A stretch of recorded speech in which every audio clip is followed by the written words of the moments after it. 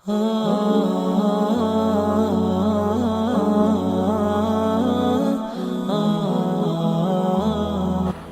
عليكم ورحمة الله وبركاته. بسم الله الرحمن الرحيم. الحمد لله رب العالمين والعاقبة للمتقين والصلاة والسلام على أشرف الأنبياء والمرسلين نبينا محمد وعلى آله وأصحابه ومن تبعهم بإحسان إلى يوم الدين. أما بعد. கண்ணியத்துக்குரியவர்களே, அல்லாஹ் ரப்புல் ஆலமீன் அவனுடைய புத்தகம் அல் குர்ஆனுடைய ஓர் வசனத்தில் இந்த அல் குர்ஆனின் மகத்துவத்தை அல்லாஹ் நம்முடைய உள்ளங்களுக்கு தெளிவுபடுத்துகிறான். அந்த அல் குர்ஆனுடைய வசனத்தில் அல்லாஹ் என்ன கூறுகிறான் தெரியுமா? அல்லாஹ் கூறுகிறான்,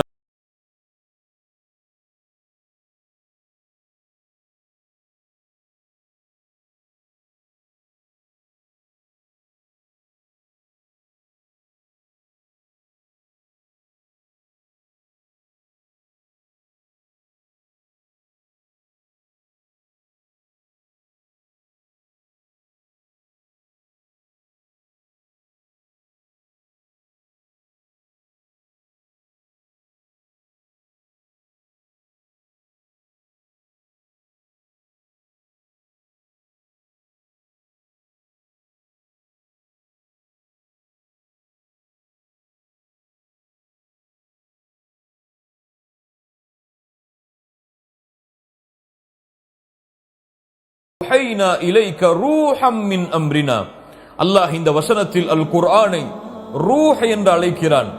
ஏன் அல்லாஹ் இந்த குர்ஆனை ரூஹ் என்று அழைக்கிறான் தெரியுமா? அர்-ரூஹ் இந்த உடல் நிலை பெற்று இருப்பதற்குரிய காரணம். அர்-ரூஹ் இல்லாமல் எந்த ஒரு உடலும் எந்த ஒரு மனிதரும் இந்த உலகத்திலே உயிரோடு வாழ முடியாது. ரூஹ் உடலிலிருந்து சென்று விட்டால் அந்த உடலுக்கு மதிப்பு கிடையாது, அது மையத்தாக ஆக்கப்படும். அது போல்தான் அல் குர்ஆன் ரூஹுல் குலூப். அல் குர்ஆன் உள்ளத்துடைய உயிர் அது. அல் குர்ஆன் சிந்தனையின் உயிர் அது. அல் குர்ஆன் உயிருக்கு உயிர் கொடுக்கக்கூடிய உயிர் அது. எப்படி உடலிலிருந்து ரூஹ் சென்று விட்டால் அந்த உடல் மையத்தாக மதிப்பற்றதாக மாறுமோ, அது போன்று ஒரு மனிதன் இந்த குர்ஆனை புறக்கணித்து விட்டால் அவனுடைய உள்ளம் மையத்தாக, அவனுடைய சிந்தனை மையத்தாக, அவனுடைய உடல் மையத்தாகவே கருதப்படும், மாற்றப்படும். சுப்ஹானல்லாஹ். அல்லாஹ் ரப்புல் ஆலமீன் அதைத்தான் கூறுகிறான், வகதாலிக அவ்ஹைனா இலைக ரூஹம் மின் அம்ரினா. அல்லாஹ் ரப்புல் ஆலமீன் அவனுடைய கட்டளைகளிலிருந்து வஹையின் மூலமாக இந்த ரூஹை உங்களுக்கு அல்லாஹ் ரப்புல் ஆலமீன் இறக்கி இருக்கிறான். மா குன்த தத்ரி மல் கிதாபு வலல் ஈமான். இந்த குர்ஆனாகிய இந்த ரூஹ் இறக்கப்படுவதற்கு முன்னால் நபியே, உங்களுக்கு குர்ஆன் என்றால் என்னவென்று தெரியாது, உங்களுக்கு அல்லாஹ்வின் புத்தகம் என்றால் என்னவென்று தெரியாது, உங்களுக்கு ஈமான் என்றால் என்னவென்று தெரியாது.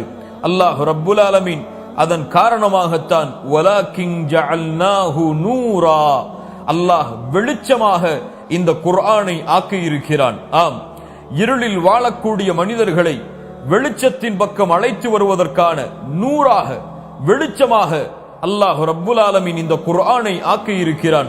நஹ்தி பிஹி மன் நஷாஉ மின் இபாதினா. இந்த வெளிச்சமாகிய இந்த குர்ஆனை கொண்டு நாம் எந்த அடியார்களுக்கு நேர்வழி காட்ட வேண்டும் என்று நாடுகிறோமோ அந்த அடியார்களுக்கு நேர்வழி காட்டுகிறோம். வ இன்னக லதஹ்தி இலா ஸிராத்தின் முஸ்தகீம். நபியே, நீங்கள் இந்த மக்களை நேரான வழியின் பக்கம் அழைத்து செல்கிறீர்கள். எதை கொண்டு?